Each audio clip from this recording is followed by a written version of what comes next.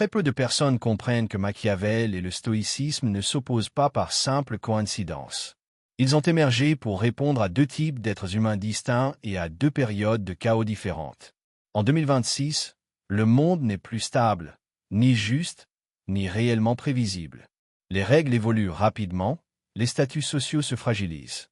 L'attention est devenue une monnaie et l'image vaut parfois davantage que la vérité. Dans ce contexte précis, une seule question importe vraiment. Quelle philosophie te permet non seulement de survivre mentalement, mais aussi de gagner concrètement? Si ce type de contenu te met légèrement mal à l'aise, c'est plutôt bon signe. Abonne-toi maintenant parce qu'ici, on ne parle pas de philosophie pour se rassurer, mais de philosophie pour gagner dans le monde réel. Et dis-moi en commentaire stoïcien ou Machiavel. Choisis ton camp avant que la vidéo ne t'oblige à changer d'avis. Le stoïcisme te dit contrôle-toi. Accepte ce que tu ne peux pas modifier. Reste droit au cœur de la tempête. Machiavel te dit comprends la tempête, exploite-la et si nécessaire deviens la tempête. Et c'est là que la tension commence parce que l'être humain moderne est déchiré entre deux peurs profondes. La peur de perdre son intégrité et la peur de rester faible toute sa vie. Le stoïcien cherche la paix intérieure. Le machiavélien cherche l'efficacité extérieure. Le stoïcien veut être invulnérable à l'intérieur. Le machiavélien veut être intouchable à l'extérieur. En 2026, les gens applaudissent les discours de sagesse mais récompensent ceux qui dominent les règles invisibles. Et ton cerveau le sait, même si tu refuses de l'admettre. Psychologiquement, le stoïcisme attire les esprits épuisés, ceux qui ont été déçus, trahis, écrasés par un système injuste. Il promet une chose puissante. Tu ne souffriras plus si tu ne désires plus ce que tu ne contrôles pas. Et c'est vrai, le stoïcisme est un anesthésiant noble. Il apaise l'ego blessé. Il redonne une forme de dignité à celui qui a perdu le contrôle externe. Il te rend fort mais surtout intérieurement. Machiavel, lui, s'adresse à une autre zone de ton cerveau, la partie primitive. Celle qui observe silencieusement qui gagne, qui perd, qui est respecté, qui est ignoré. Il ne te promet pas la paix, il te promet la lucidité. Il te dit, le monde n'est pas juste. Les hommes ne sont pas bons.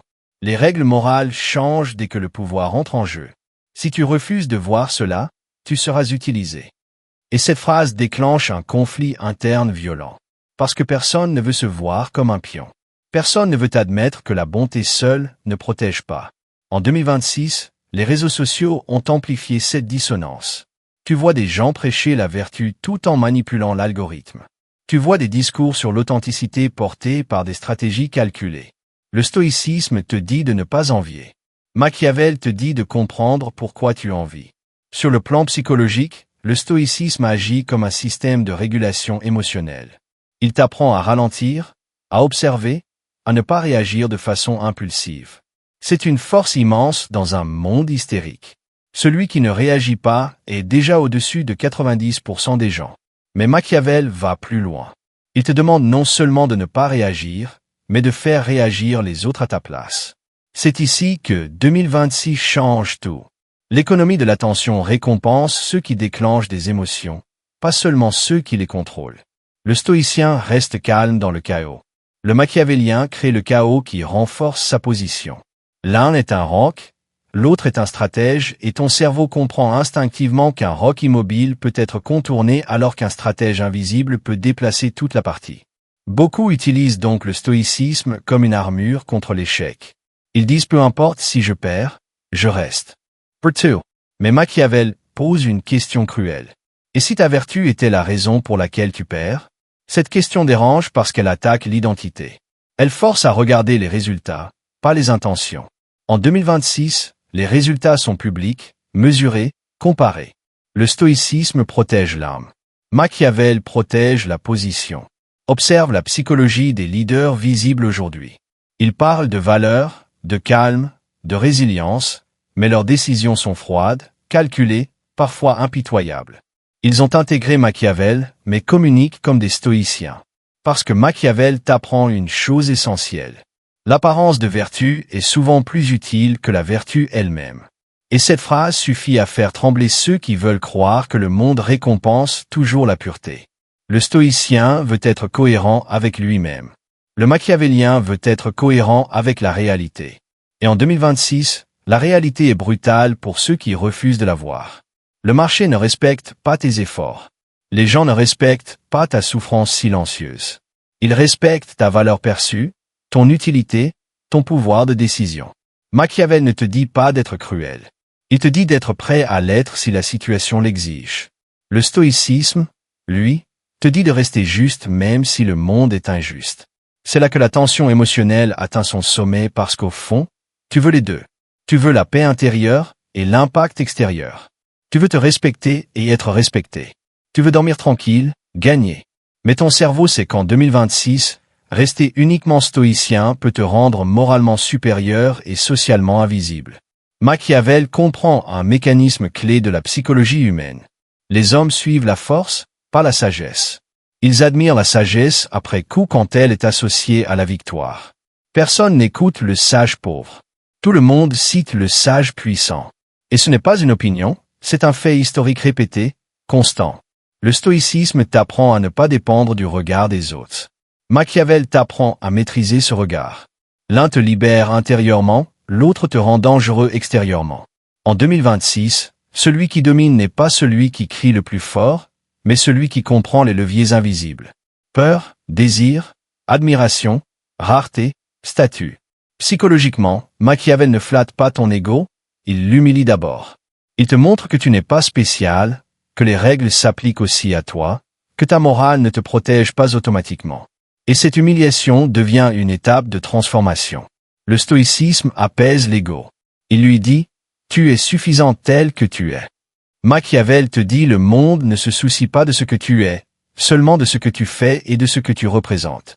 En 2026, les opportunités vont à ceux qui savent lire les jeux de pouvoir, pas à ceux qui refusent d'y participer. Le stoïcien observe le jeu sans s'y attacher. Le machiavélien joue sans s'y perdre émotionnellement. Et c'est là une nuance cruciale que peu comprennent. Machiavel n'est pas l'esclave de ses émotions. Il les utilise. Il est souvent plus froid qu'un stoïcien, mais dans un but actif. Si tu regardes honnêtement, le stoïcisme est une philosophie de résistance. Machiavel est une philosophie de conquête. Résister est noble. Conquérir est risqué. Mais en 2026, rester immobile pendant que le monde se reconfigure est un luxe que peu peuvent se permettre. La domination moderne n'est pas violente. Elle est subtile, psychologique, narrative et Machiavel est le chirurgien de ces mécanismes. Le conflit final de cette première partie se joue ici. Veux-tu être en paix dans un monde que tu ne contrôles pas ou veux-tu apprendre à influencer ce monde au risque de perdre une part de ton innocence? Le stoïcisme te protège de la frustration. Machiavel t'expose à la responsabilité du pouvoir et ton cerveau le sent. Le pouvoir fait peur parce qu'il révèle qui tu es vraiment quand tu peux décider. En 2026, la philosophie qui domine n'est pas celle qui est la plus belle, mais celle qui s'adapte le mieux à la psychologie humaine réelle, pas idéale. Et la psychologie humaine réelle n'a pas changé depuis des siècles. Elle aime la force calme, la stratégie silencieuse, la maîtrise apparente. Elle respecte ce qui semble inébranlable et craint ceux qu'elle ne peut pas lire. Le stoïcien est lisible, il est stable, il est prévisible. Le machiavélien est fluide, il s'adapte, il change de masque sans perdre son centre et c'est précisément ce qui le rend dominant dans des époques instables. Cette première partie ne te dit pas encore qui gagne définitivement. Elle te montre simplement une vérité inconfortable. En 2026, la paix intérieure seule ne suffit plus à dominer le jeu extérieur et toute philosophie qui refuse de regarder le pouvoir en face finit tôt ou tard par être dominée par ceux qui l'ont compris. Si la première partie a créé un malaise, c'est normal parce qu'on ne peut pas comparer Machiavel et le stoïcisme sans toucher à une vérité que beaucoup refusent d'affronter. La philosophie que tu choisis finit toujours par révéler ce que tu veux vraiment éviter. Et en 2026, éviter la réalité est devenu une stratégie perdante. Le stoïcisme commence par une idée puissante. Tout ne dépend pas de toi. Tes pensées, tes jugements, tes actions internes sont sous ton contrôle. Le reste ne l'est pas. Cette idée est psychologiquement libératrice. Elle réduit l'anxiété, diminue la colère, apaise la frustration. Dans un monde saturé de stimulation, le stoïcien devient rare parce qu'il ne s'agite pas. Il ne court pas après chaque opportunité. Il ne panique pas quand il perd. Et cette stabilité est d'une force réelle. Mais c'est aussi là que la limite apparaît parce que la psychologie humaine ne fonctionne pas uniquement sur la paix intérieure. Elle fonctionne sur la hiérarchie, sur le statut, sur la capacité à influencer l'environnement. Et Machiavel attaque précisément cet angle mort. Il ne te demande pas si une chose est juste. Il te demande si elle fonctionne. Et cette question change tout. En 2026, les systèmes récompensent ceux qui comprennent les règles implicites. Pas celles écrites dans les livres, mais celles que tout le monde applique sans les avouer. Qui parle en premier dans une réunion? Qui est écouté? Qui est ignoré? Qui peut se permettre de dire non? Qui doit toujours dire oui? Le stoïcien accepte sa place sans se plaindre. Le machiavélien analyse pourquoi cette place existe et comment la transformer. Psychologiquement, Machiavel repose sur une compréhension brutale mais précise. Les hommes ne sont ni bons ni mauvais. Ils sont intéressés. Ils coopèrent quand cela sert leur image, leur sécurité ou leur avantage. Ils trahissent quand le coût émotionnel est inférieur au gain perçu. Le stoïcisme te prépare à ne pas être détruit par cette réalité. Machiavel te prépare à l'utiliser sans illusion. En 2026, la domination ne ressemble plus à un trône ou à une armée. Elle ressemble à une influence silencieuse, à une capacité à orienter les décisions sans en avoir l'air, à être celui dont l'absence se remarque plus que la présence. Machiavel t'enseigne l'art de devenir nécessaire. Le stoïcisme t'enseigne l'art de ne pas devenir dépendant. L'un construit du levier, l'autre construit de la solidité. Mais voici le point que peu osent dire. La solidité sans levier finit souvent par devenir une prison confortable. Tu es calme mais bloqué. Tu es lucide mais invisible. Tu es droit mais remplaçable. Et en 2026, être remplaçable est une faiblesse stratégique. Les systèmes modernes n'attaquent pas frontalement. Ils ignorent, diluent, écartent sans conflit. Et le stoïcisme mal compris peut devenir une justification élégante de cette mise à l'écart. Machiavel, lui, te met face à une responsabilité lourde. Si tu n'influences pas, tu seras influencé. Si tu ne choisis pas ton rôle, quelqu'un le fera pour toi. Et cette idée réveille une peur primitive. La peur de perdre le contrôle, la peur d'être utilisé, la peur de vivre une vie décidée par d'autres. Machiavel n'apaise pas cette peur, il la transforme en vigilance. Regarde la psychologie des gagnants modernes. Ils parlent peu de morale, beaucoup de timing, peu de justice abstraite, beaucoup de lecture humaine. Ils savent quand frapper, quand attendre, quand se taire. Cette patience n'est pas stoïcienne, elle est stratégique. Le stoïcien attend parce qu'il accepte, le machiavélien attend parce qu'il prépare. En 2026, la capacité à porter plusieurs masques est devenue une compétence. Le stoïcisme prône la cohérence interne absolue. Machiavel prône l'adaptabilité externe. Et la réalité psychologique est la suivante. Les gens ne font pas confiance à ceux qui ne comprennent pas, mais ils ne peuvent pas manipuler ceux qu'ils respectent. Le stoïcien est compris, le machiavélien est respecté, parfois craint. Il existe aussi une dimension émotionnelle que peu abordent. Le stoïcisme réduit l'intensité émotionnelle. Il recherche l'équilibre. Machiavel accepte l'intensité comme un outil. Color of feint, Freuder calculi, Genericide stratégique, du rite ponctuel. Tout devient un levier émotionnel, non par plaisir mais par efficacité. Et cela dérange parce que cela révèle une vérité inconfortable. L'émotion n'est pas l'ennemi du pouvoir. L'émotion, non maîtrisez-les. Le stoïcien veut être libre de ses émotions. Le machiavélien veut être libre grâce aux émotions, les siennes et celles des autres. Et en 2026, celui qui comprend la dynamique émotionnelle collective peut déplacer des masses sans jamais lever la voix. Les marchés, les communautés, les opinions ne bougent pas par logique pure.